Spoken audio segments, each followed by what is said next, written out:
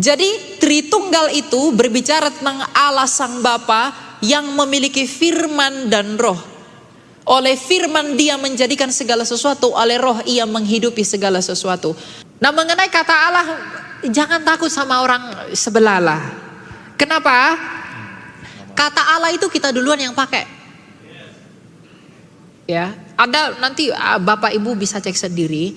Namanya coba cari inskripsi atau prasasti Zabat. Itu di abad ke-5 ke-6. Dia sudah menulis nama Allah. Itu punya orang Kristen di tanah Arab. Jadi kalau dikatakan jangan pakai nama Allah, kalian mencontek kami. Gimana kami duluan lahir mencontek kau yang belum ada?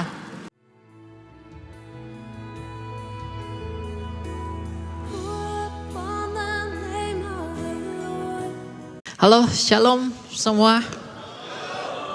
Shalom.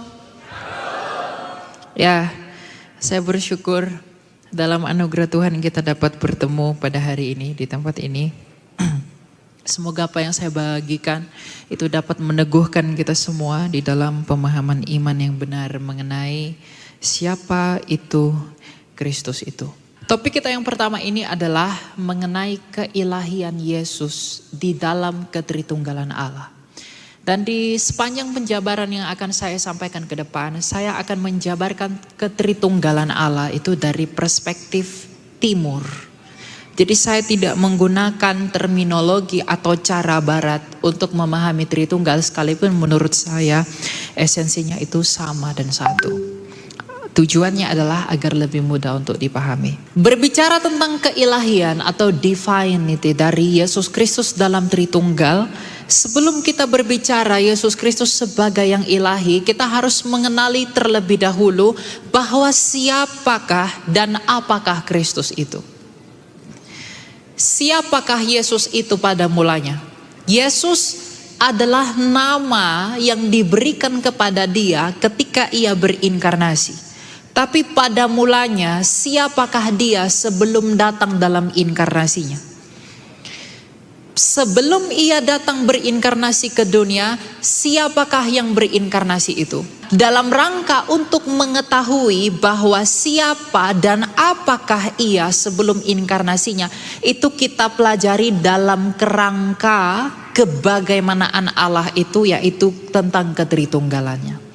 Dan sekali lagi teman-teman dan Bapak Ibu, bahwa Tritunggal itu tidak berbicara tentang jumlahnya Allah, tapi itu berbicara tentang bagaimana Allah itu. Karena di dalam Alkitab, baik di perjanjian lama, dalam Shema-nya orang Israel dikatakan Shema Israel Adonai Eloheinu Adonai Echad. Artinya Allah itu adalah Allah yang Echad, Allah yang satu. Bahkan di perjanjian baru dalam Injil Yohanes, Kristus yang adalah Tuhan kita juga mengatakan bahwa Allah itu satu. Pengakuan iman Nikea 325 di Konstantinopel juga mengatakan bahwa Allah itu satu. Jadi baik sebelum Kristus datang, pada saat Kristus datang, dan setelah Kristus terangkat ke surga, semuanya memiliki pengakuan, iman kekristenan memiliki pengakuan bahwa Allah itu esa. Tapi bagaimana Allah yang esa ini, seperti apakah Allah yang satu ini, itu dijelaskan melalui sebuah istilah yang disebut dengan Trinitas. Atau bapak-bapak gereja awal menyebutnya dengan Hagia Triada atau Triados. Allah kita tuh memang satu, tapi satunya Allah kita itu, kita tidak menyembah Allah yang mati, kita menyembah Allah yang hidup. Allah kita itu hidup, dan bagaimana ia di dalam hidupnya itu? Allah yang hidup adalah Allah yang mencipta dan Allah yang memberi hidup. Namun tentang oleh apa dan bagaimana ia mencipta, dan tentang oleh apa dan bagaimana ia menghidupi, itu dijelaskan melalui Tritunggal ini. Jadi Allah yang esa, dalam 1 Korintus 8 ayat 6 dikatakan Allah yang esa, bagi kita hanya ada satu Allah, yaitu siapa? Loh, gak dibaca Alkitabnya. Bagi kita hanya ada satu Allah, yaitu siapa? Bapa. Jadi Allah yang esa itu disebut dengan Sang Bapa. Sang Bapa ini mengapa dia disebut Bapa? Bukan karena dia laki-laki, tapi karena dia adalah sumber segala sesuatu yang telah ada di semesta ini. Dia adalah pribadi yang tak terhampiri. Dia adalah asal muasal dari segala sesuatu yang ada, yang kita lihat, yang kita dengar, yang kita raba. Itulah Sang Bapa. Di dalam diri Sang Bapa ini, di dalam dirinya, pada dirinya sendiri sebagai Allah, dia itu memiliki firman, yang oleh firman itu dia menjadikan segala sesuatu. Makanya dikatakan dalam Kejadian 1 ayat 3, berfirmanlah Allah jadilah terang. Berarti Allah yang adalah Sang Bapa tadi menjadikan terang menggunakan firman-Nya. Berarti Allah menjadikan terang oleh firman-Nya. Jadi Allah Sang Bapa menciptakan langit dan bumi dan segala isinya oleh firman-Nya yang ada di dalam dia. Firman ini dalam bahasa Yunani disebut dengan logos, yang mungkin dapat diartikan sebagai ilmu, kecerdasan atau intelijensia dari Allah itu sendiri. Selain memiliki firman di dalam dirinya, ia juga memiliki roh, yang oleh roh itu ia menghidupi segala sesuatu. Makanya ketika manusia itu diciptakan Allah menurut gambar dan rupanya, dibentuk dari tanah liat, ia menghembuskan rohnya yang kudus agar manusia yang ia bentuk itu memperoleh hidup. Jadi Allah Sang Bapa ini, dia mencipta oleh firman yang ada di dalam dia, dan oleh rohnya ia menghidupi segala sesuatu yang ada dalam dia. Untuk itulah dalam Kejadian 1 ayat 1 dikatakan pada mulanya Allah menciptakan. Ayat kedua dikatakan roh Allah. Yang ketiga dikatakan berfirmanlah Allah. Jadi Trinitas itu dalam Kejadian 1 ayat 1, 2 dan 3 itu sudah disinggung meskipun tidak ada istilah Trinitas itu. Artinya apa? Sejak penciptaan, sejak semula Allah itu sendiri, rohnya sendiri yang menghidupkan, dan firman-Nya yang ada di dalam dia tidak pernah terpisah sejak pada mulanya. Jadi ketika Musa menuliskan pada mulanya Allah menciptakan, ayat 2 roh Allah, ayat 3 firman Allah, itu merujuk kepada bahwa langit dan bumi ini diciptakan oleh Allah Sang Bapa bersama dengan firman dan rohnya. Nah, tanpa firman, Allah Sang Bapa ini tidak menjadikan segala sesuatu. Kalau kita baca dalam Yohanes 1 ayat 3, boleh nggak ditampilin ayatnya?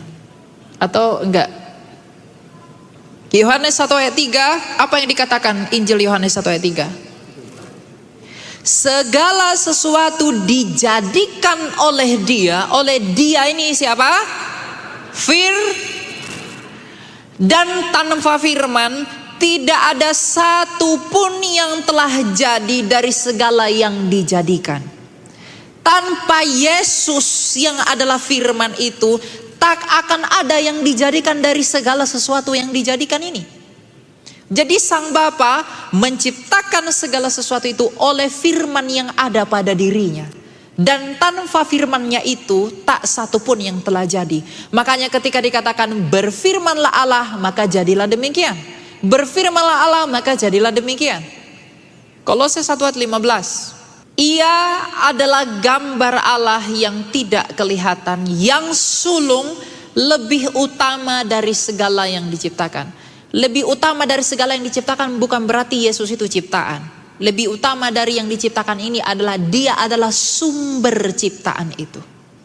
Daripada dialah ciptaan itu berasal. Daripada siapa? Daripada firman itu. Jadi Tritunggal itu berbicara tentang Allah Sang Bapa yang memiliki firman dan roh. Oleh firman dia menjadikan segala sesuatu, oleh roh ia menghidupi segala sesuatu. Mengenai roh Allah, Ayub 33 ayat 4.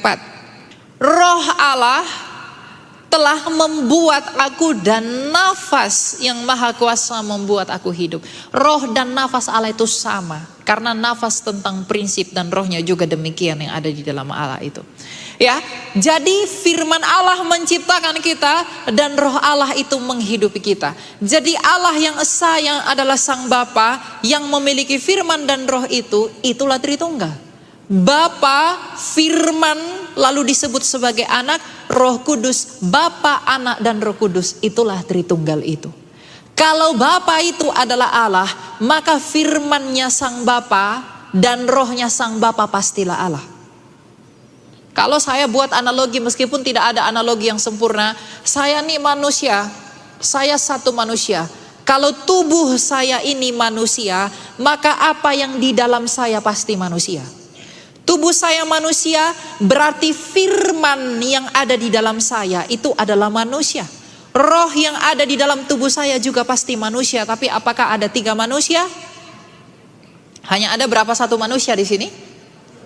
Nah, kalau Sang Bapa itu adalah Allah itu, maka firman yang di dalam Bapa dan roh yang di dalam Bapa itu pastilah Allah. Tapi tidak ada 3 Allah, hanya ada 1 Allah.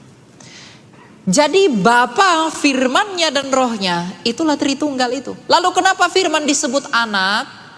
Karena Tuhan Yesus berkata apa? Ya Bapa, permuliakanlah aku dengan kemuliaan yang kumiliki di hadirat-Mu sebelum dunia ini ada. Tuhan Yesus juga pernah bersabda apa? Aku di dalam Bapa, Bapa di dalam aku.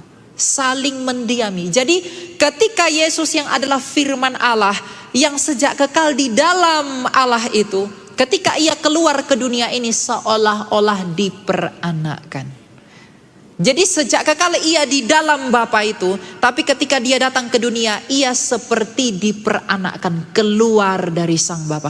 Makanya Tuhan Yesus berkata apa? Aku datang dan keluar dari Bapa. Jadi ketika ia keluar dari Bapa untuk menyatakan siapa Bapa itu, Allah yang esa itu, ia seolah-olah diperanakkan, maka disebut sebagai anak. Jadi Bapa, Anak, dan Roh Kudus itulah Tritunggal. Kalau kita mengerti konsep ini, kita nggak bingung dan kita nggak perlu bertanya apakah Yesus itu Allah atau bukan. Karena kita sudah jelas mengetahui bahwa Yesus adalah firman Allah. Coba Yohanes 1:1. Pada mulanya adalah firman itu bersama-sama dengan, dan firman itu adalah Allah. Pada mulanya adalah firman. Firman yang kekal di dalam Allah itu. Lalu firman itu bersama-sama dengan Allah, Sang Bapa. Dan firman itu adalah hakikatnya adalah Allah. Nah, yang menjadi manusia itu siapa? Siapa? Coba Yohanes 1:14. Siapakah yang firman itu telah menjadi manusia dan diam di antara kita, dan kita telah melihat kemuliaannya, kemuliaan firman, yaitu kemuliaan yang diberikan kepadanya sebagai anak tunggal Bapa, penuh kasih karunia dan kebenaran. Jadi yang menjadi manusia itu adalah firman Allah itu. Kalau sebelum Yesus berinkarnasi, firman Allah itu datang ke dunia dalam rupa-rupa penampakan teofani. Yang bertemu dengan Abraham, ada 3 orang di bawah pohon terbantin. Itu satunya adalah Yesus. Tapi belum menjadi manusia, dia menampakkan dirinya. Dan ketika Abraham bertemu dengan laki-laki di bawah pohon terbantin itu, bukankah Abraham bersuka cita? Dia menyiapkan makanan kan kepada dia? Aku bersuka cita karena engkau datang mengunjungi aku. Tuhan Yesus pernah mengatakan apa? Abraham telah bersuka cita karena ia melihat hariku. Kapan maksud Yesus itu? Ketika Yesus sebelum menjadi manusia, ia pernah mengunjungi Abraham sebagai raja. Tuhan juga, Yesus juga pernah bertemu dengan Musa dalam bentuk teofani. Apa itu? Api di dalam semak belukar. Jadi dulu firman Allah itu menampakkan diri dalam rupa-rupa teofani atau kristofani. Tapi pada akhirnya ia datang menjadi manusia. Benar-benar dalam inkarnasinya. Nah, ketika firman Allah itu menjadi manusia, tadi Bapa, firman-Nya dan rohnya. Kalau Bapa adalah Allah, maka firman-Nya Bapa dan rohnya Bapa pastilah Allah. Nah, ketika firman Allah ini keluar dari Bapa, menyatakan diri Bapa. Ketika firman Allah, firman Sang Bapa ini keluar dari dirinya untuk mengatakan dan memperkenalkan dirinya, Apakah dia kehilangan esensinya? Tidak. Firman Allah tetaplah firman Allah. Jadi ketika firman Allah datang menjadi manusia, ia tetap dalam hakikatnya yang ilahi, hanya saja ia mengosongkan dirinya. Ia tidak dalam surat Filipi dikatakan, ia tidak menganggap kesetaraannya dengan Allah. Jadi ketika firman Allah menjadi manusia, ia tetap Allah.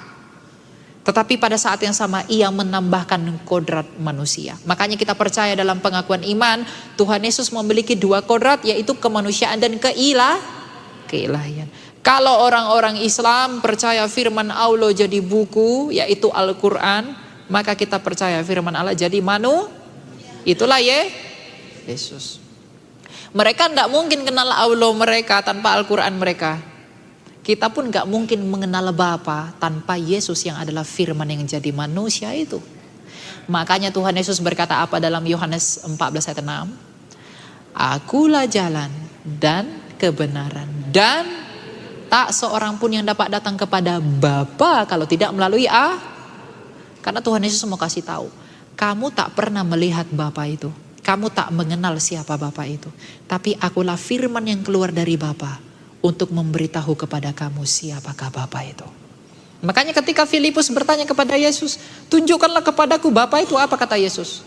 Kalau kamu lihat aku, kamu sudah melihat Karena Yesus adalah gambaran Allah sang Coba baca lagi Kolose 1 ayat 15. Ia adalah gambarnya Allah. Kalau ia adalah gambarnya Allah, berarti dia sehakikat gak dengan Allah itu? Seesensi gak dengan Allah itu? Jadi di dalam Yesus kita bisa mengenali dan mengetahui siapa Allah itu. Dan di dalam Yesuslah kita bisa mengerti misteri dari Allah itu. Makanya ketika Tuhan Yesus dibaptis, ada suara dari langit yang berkata, inilah anak yang kukasihi, kepadanya lah aku berkenan, dengarkanlah dia. Jadi memang kalau dipertanyakan bagaimana keilahian Yesus dalam ketritunggalan, ketika kita mengerti bahwa Yesus adalah firman Allah sang Bapa yang sejak kekal di dalam diri Bapa yang adalah Allah itu, maka dia pun pastilah Allah. Bukti lain dari sabda Yesus bahwa dia tidak sama seperti kita manusia biasa itu apa? Yohanes 8 ayat 24. Kalau dia bukan Allah, siapakah yang mampu berkata seperti ini?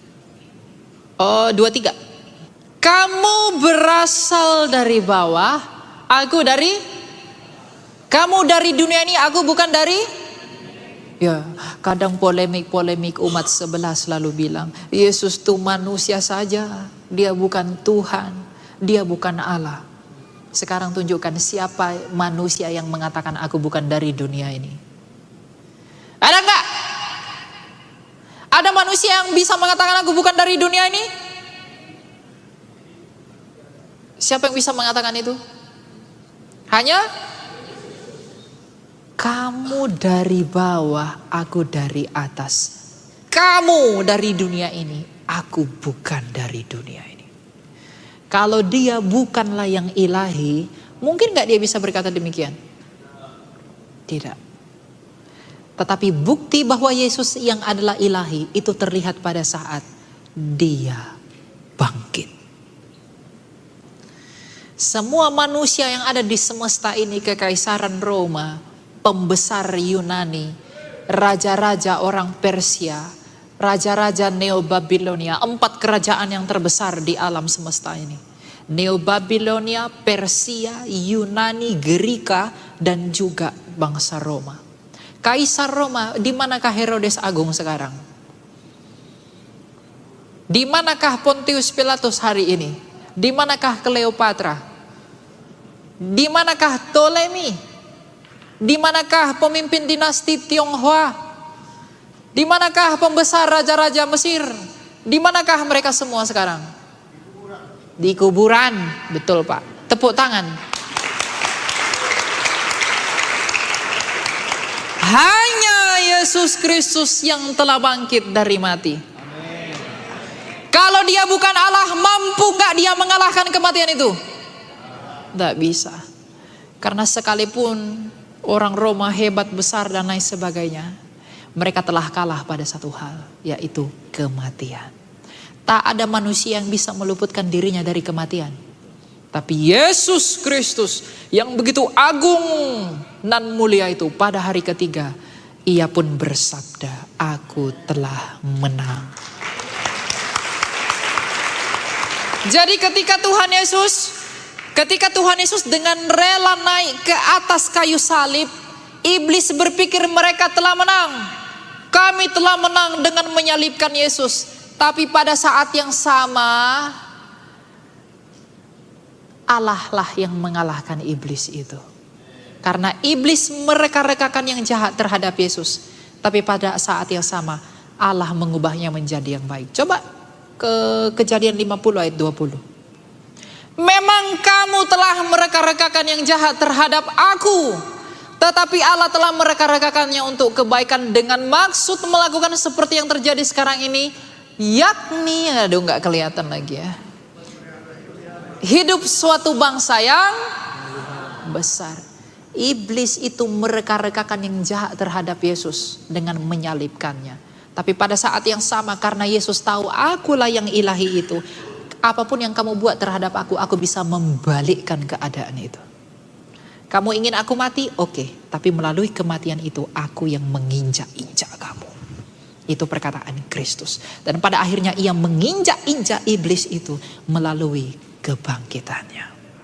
Kematian adalah keinginan iblis, tapi Kristus telah menghancurkan kematian itu melalui kebangkitannya. Kalau dia bukan yang ilahi, bisa gak dia melakukan itu?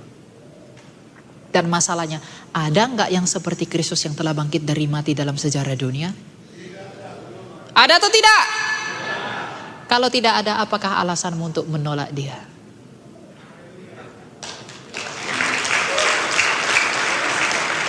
Kalau tujuanmu mau hidup, kalau tujuanmu orang bapak ibu di sini semua cari uang untuk apa sih? Untuk makan kan? Biar ketika uangmu banyak kamu bisa beli rumah bagus. Uangmu banyak kamu bisa beli makanan sehat agar panjang umurmu. Agar uangmu banyak ketika kamu sakit kamu bisa pergi ke rumah sakit yang terbaik. Agar usiamu semakin panjang.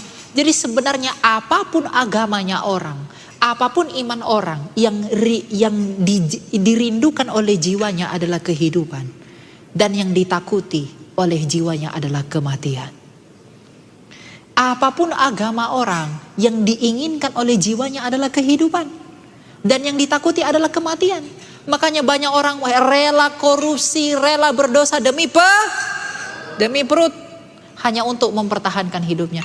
Jadi kalau sebenarnya yang kamu inginkan adalah hidup, mengapa kamu tidak percaya kepada Kristus yang telah mati namun hidup kembali itu?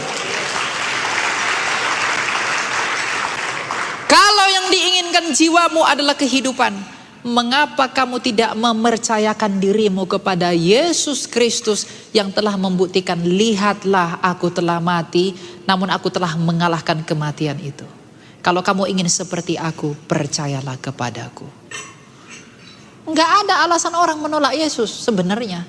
Kalau ada orang sampai menolak Yesus, itu karena satu hal, dia sombong. Jadi Yesus adalah yang ilah. Apakah dia yang ilahi? Apakah itu hanya doktrin? Karena ada buktinya bahwa dia yang ilahi, bahwa dia telah Kristus telah, itulah bukti keilahiannya.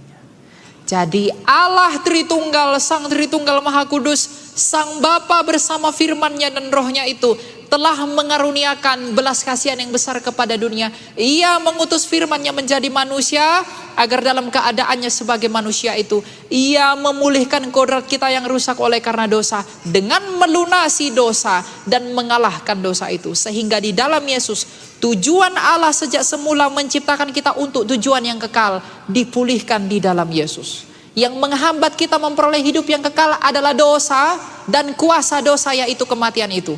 Sehingga Yesus datang ke dunia ini untuk melunasi dosa dengan memercikkan darahnya dan juga mengalahkan kuasa dosa, yaitu kematian, agar setiap orang yang percaya kepadanya tidak binasa melainkan beroleh hidup yang kekal.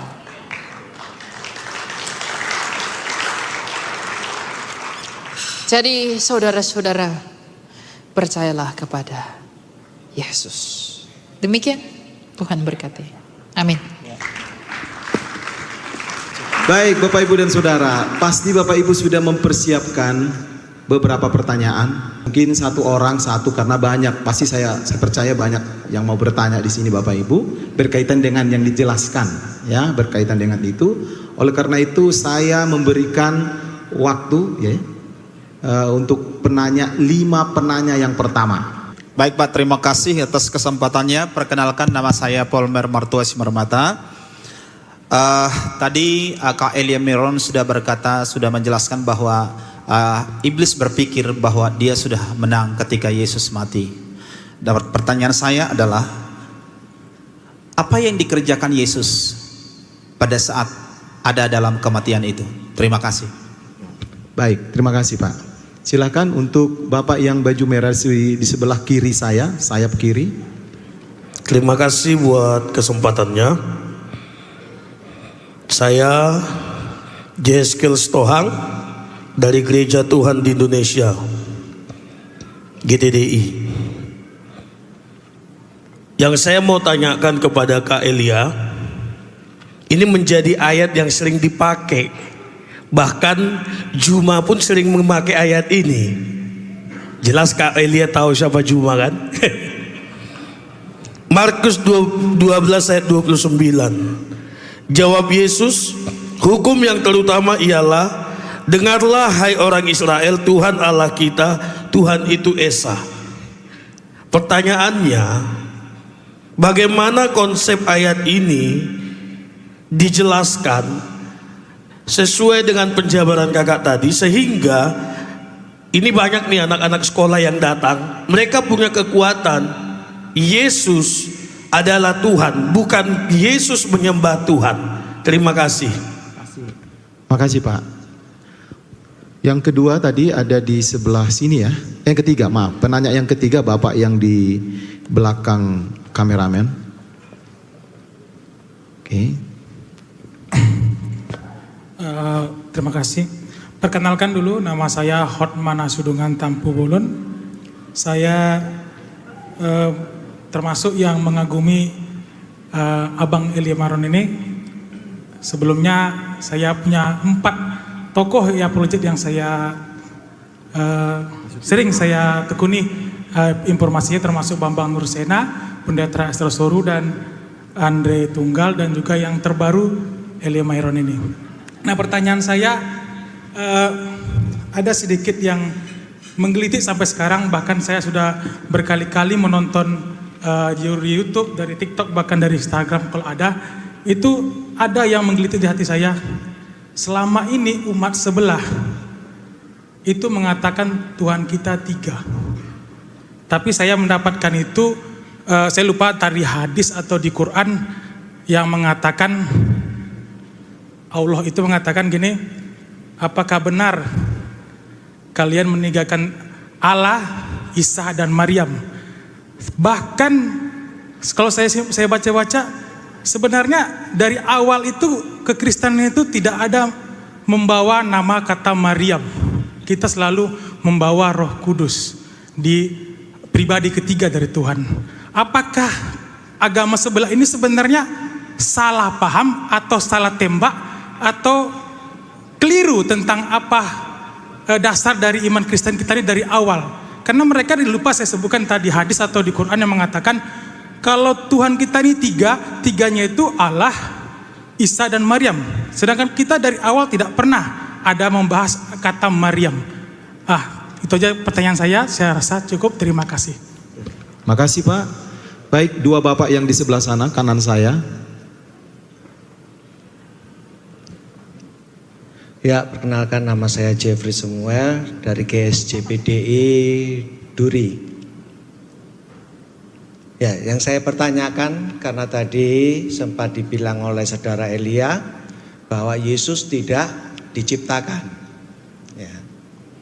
Tapi bagaimana dengan satu kalimat di dalam Wahyu pasal 3 ayat 14, karena di situ mengatakan, dan tuliskanlah kepada malaikat jemaat di Laodikia, inilah firman dari Amin, saksi yang setia dan benar, permulaan dari ciptaan Allah. Dan juga di dalam Amsal pasal 8 ayat 22 mengatakan juga bahwa Tuhan menciptakan aku sebagai permulaan pekerjaannya. Dan hampir sama dengan terjemahan lama itu mengatakan Tuhan menciptakan aku sebagai permulaan pekerjaannya. Jadi mohon untuk ditanggapi. Terima kasih. Terima kasih Pak. Satu lagi penanya tadi baru 4 yang di sebelah. Shalom. Shalom. Udah ngantuk? Terima kasih. Nama saya Hendra Saragi, saya dari gereja GBI ICC. Mas Elion, yang saya mau tanyakan adalah, Mas Elion setuju nggak kalau di dalam Alkitab itu Yesus Kristus diganti sama Yahweh? Lalu saya lihat kan memang dengar gitu ya banyak ini bahwa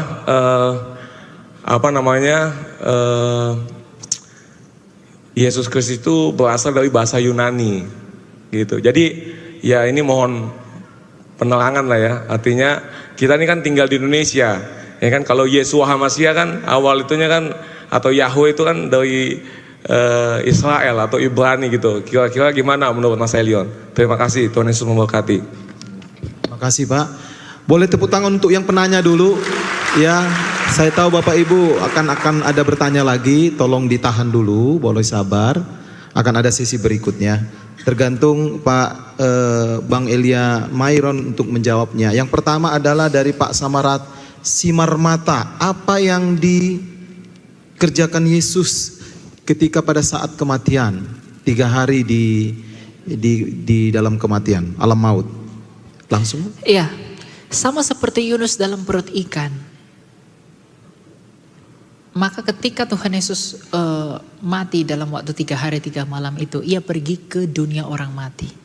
Ia pergi ke perut orang mati itu, ke dunia orang mati. Tapi ia tidak dicobai oleh neraka itu. Justru keilahian dia membuat neraka itu kalah. Sehingga neraka itu diberantas sama Kristus. Kuasanya tidak sanggup menahan dia. Coba 1 Korintus 15 ayat 54 dan 55. Dan sesudah yang dapat binasa ini mengenakan yang tidak dapat binasa, dan yang mati ini mengenakan yang tidak dapat mati, maka akan genaplah firman Tuhan yang tertulis, maut telah ditelan dalam kemenangan.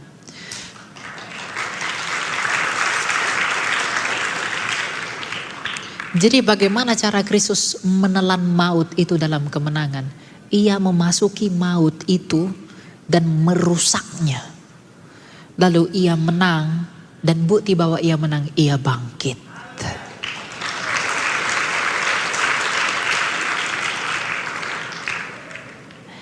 Jadi yang Tuhan Yesus lakukan ke sana mengalahkan kematian itu. Tapi lebih daripada itu, ia pergi ke sana memproklamirkan kemenangannya.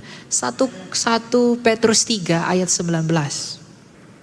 Dan di dalam roh itu, Kristus pergi memberitakan Injil. Injil di sini tuh nggak ada dalam bahasa Yunaninya ya.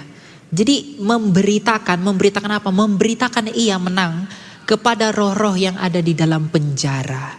Jadi Tuhan Yesus pergi ke sana itu ingin memberitahu kepada Adam, Hawa dan lain sebagainya bahwa dia telah menang. Makanya ketika dia bangkit, di dalam Injil juga dicatat ada orang lain yang bangkit kan? Siapakah itu yang bangkit itu? Orang yang ada di perjanjian lama. Adam dia tarik, Hawa ditarik, Yesaya, Yeremia semua ditarik dari penjara itu lalu dibawa dia ke Firdaus. Karena hanya dia yang bisa membuka pintu kerajaan maut itu. Jadi apa yang Yesus lakukan? Ia pergi ke sana bertamasya. Dia berkata, aku pergi nemuin Adam.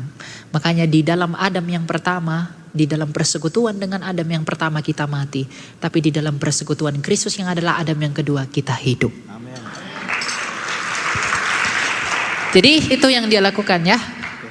Baik, yang kedua, bisa ya Pak, nanti kalau ditanggapi boleh saja, tapi lihat waktu ya Pak ya. Dari Pak Sitohang, teks firman Tuhan dalam Markus 12 ayat 29, bagaimana konsep ayat ini bisa dijelaskan? Ya Mangnya, Yesus adalah yang disembah atau Yesus menyembah Bapa? Coba Silakan. buka ayatnya dulu. Markus 12 ayat 29. Jawab Yesus, hukum yang terutama ia dengarlah hai orang Israel, Tuhan Allah kita, Tuhan itu esa. Betul. Tapi Tuhan itu siapa? Loh, Tuhan itu siapa? Tuhan itu memang esa. 1 Korintus 8 ayat 6 dan 7. Lihat Tuhan itu siapa di situ. Oh, jadi Yesus sedang mengatakan dirinya Tuhan. Tuh, bagi kita hanya ada satu Allah saja, yaitu Bapa, daripadanya berasal segala sesuatu, dan satu Tuhan, yaitu siapa? Loh, enggak salah. Yesus kan? Jadi ketika dikatakan Tuhan itu esa, memang Yesus itu hanya satu-satunya.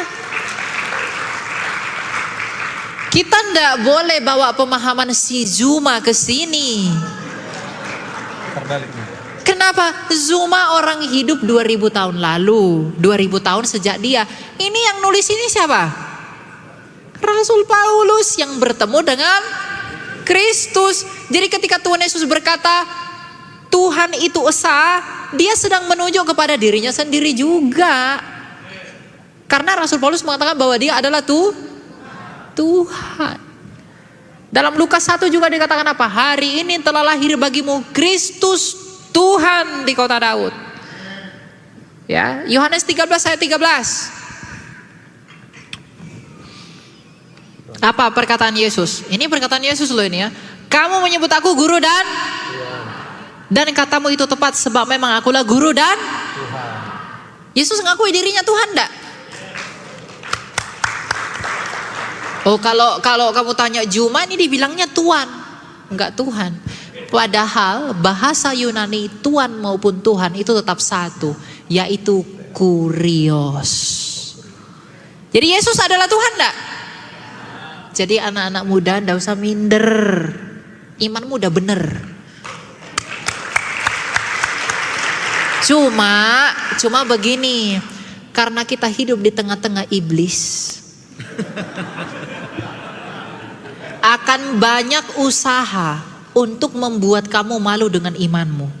Tapi kalau kamu mencari kerajaan Allah, ada tertulis semuanya ditambahkan ke hikmatlah apa segala macam itu akan diberikan. Gitu. Makanya belajar yang banyak, ya. Ya. Baik, terima kasih. Pak Nasution, betul ya? Pak Nasution yang di depan saya sana, pertanyaannya apakah benar pengertian Tritunggalnya yang dipahami sebelah itu adalah Allah, Isa dan Maria? Bagaimana menjelaskannya? Ya itu, aku pun bingung kadang. Kok bisa dibilang kita itu menuhankan Maryam, Isa, Allah dan Maryam? Ada nggak di dalam pengakuan iman kita menuhankan Maria? Bahkan orang Katolik pun, teman-teman kita Katolik yang menghormati Maria, ndak ada tuh sembah Maria.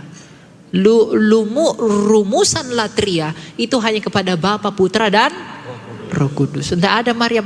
Makanya kalau mereka mengatakan Tuhanmu tiga menggunakan ayat itu, saya selalu bilang tuduhanmu salah alamat.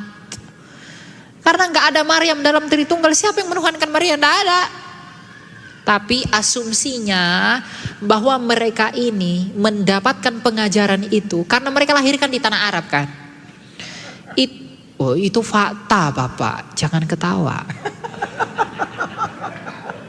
Mereka ini terpengaruh oleh ajaran sesat namanya kolidrianisme atau Mariamisme gitu.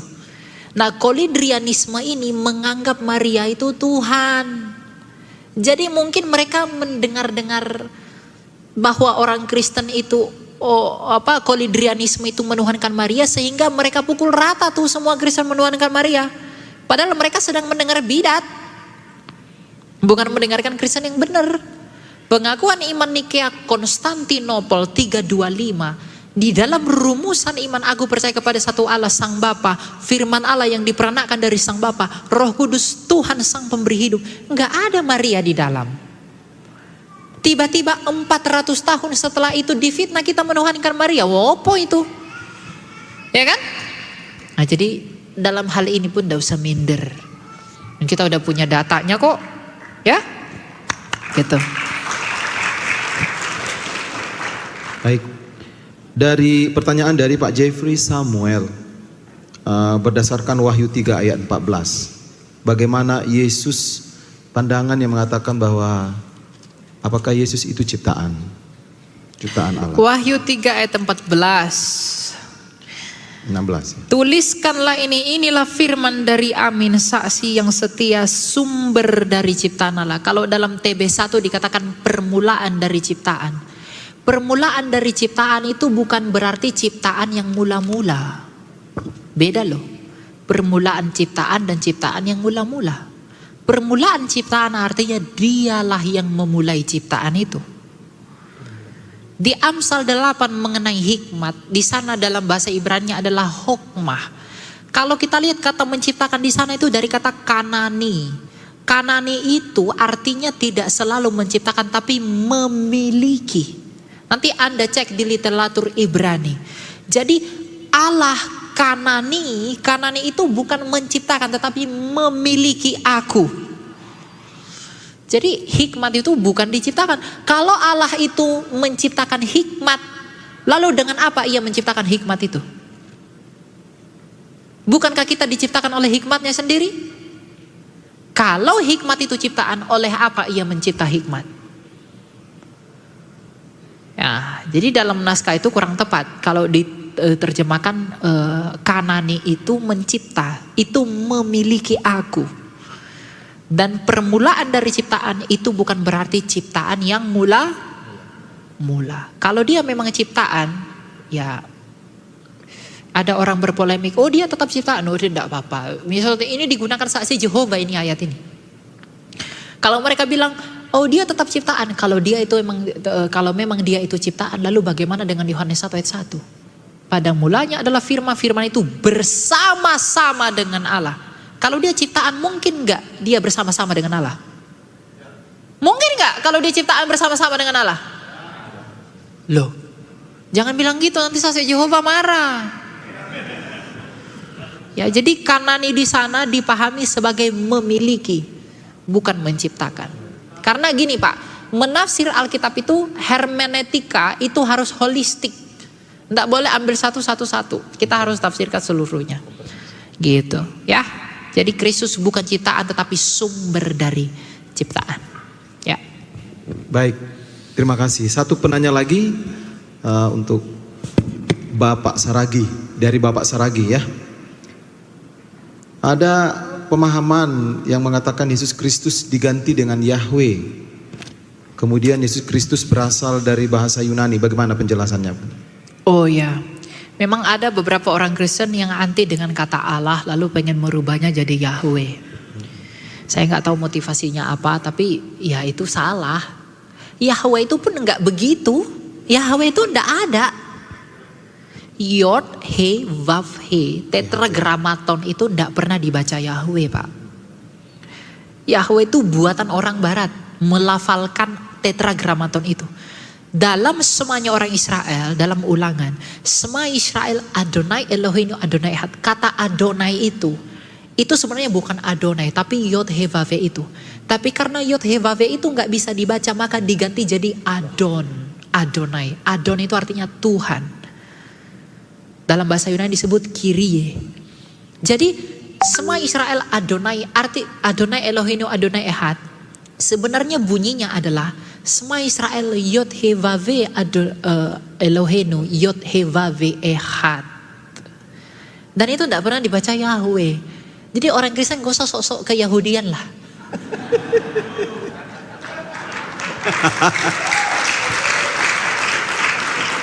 Loh, barang siapa yang di dalam Kristus yang adalah tunas Daud, dia adalah keturunan Abraham. Dia adalah Israel itu. Jadi jangan saya pengen jadi kelihatan Israel, ngapain? Kamu Batak lah. Kamu nias lah. Tionghoa. Nggak usah sok-sok jadi Yahudi. Ya, pakai Yahweh. Nggak ada, Yahweh itu nggak ada pernah dalam Alkitab. Tuhan Yesus pernah nggak menyebut Yahweh? Dia menyebutnya dengan karena Allah itu nggak punya nama, Bapak Ibu. Kalau dia punya nama, berarti dia dinamai. Makanya ketika Musa bertanya kepada dia di dalam Keluaran, siapakah namamu yang akan kuperkenalkan kepada bangsa Israel? Tuhan bilang apa? Akulah aku. I am who I am.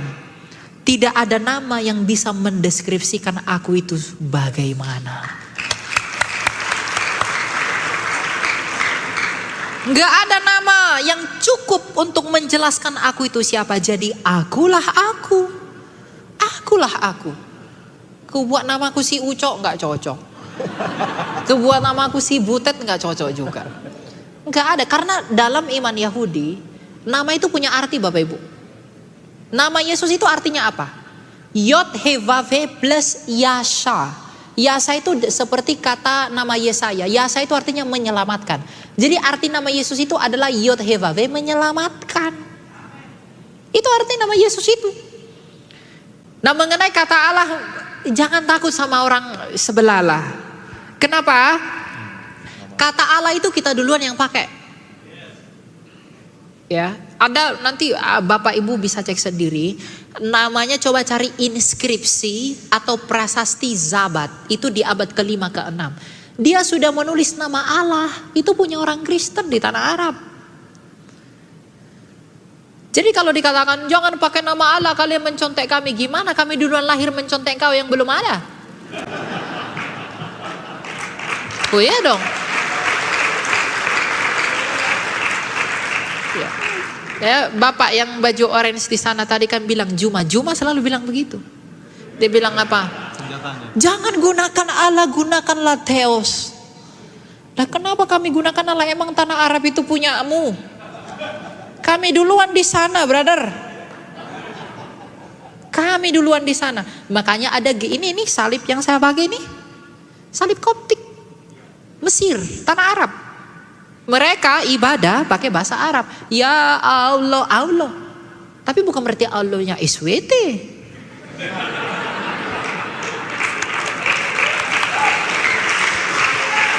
Allah kita adalah Sang Bapa yang Maha Kuasa bersama dengan firman-Nya Yesus Kristus dan Roh-Nya yang bukan Allah mereka. Kita menghargai lah Allah mereka, punya Allah ya silakanlah. Ya tapi jangan mengklaim gitu loh. Kalau Pak Deki Ngadas tuh bilang bertelur klaim. Ya, tapi tidak pecah-pecah itu telur. Karena tidak ada pembuktian.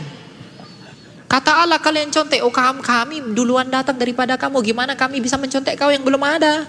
Gak mungkin. Ya, lagi pula kata Allah itu serumpun dengan bahasa Semitik, dengan bahasa Ibrani dan Aramaik. Bahasa Arabnya Allah, bahasa Ibraninya Eloah, bahasa Aramaiknya Elaha. Kan gitu. Nama Yunani, kenapa nama Yesus nama Yunani? Ya enggak apa-apa.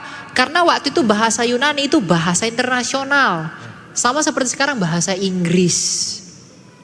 Nama Yunani Yesus itu Iesou.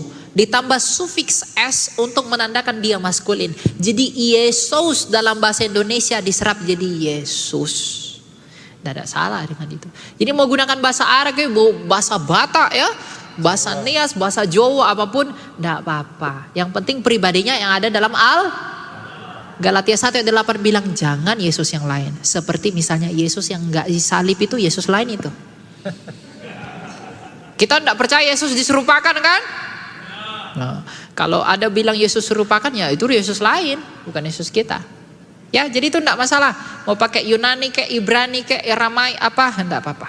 Gitu. Bahasa Latin bahkan Santo Jerome Hieronymus itu menerjemahkan Alkitab ke dalam Vulgata bahasa Latin. Beda pelafalannya dengan Yunani, tapi apakah masalah bagi teman-teman Katolik yang ritus Latin? Kan enggak juga.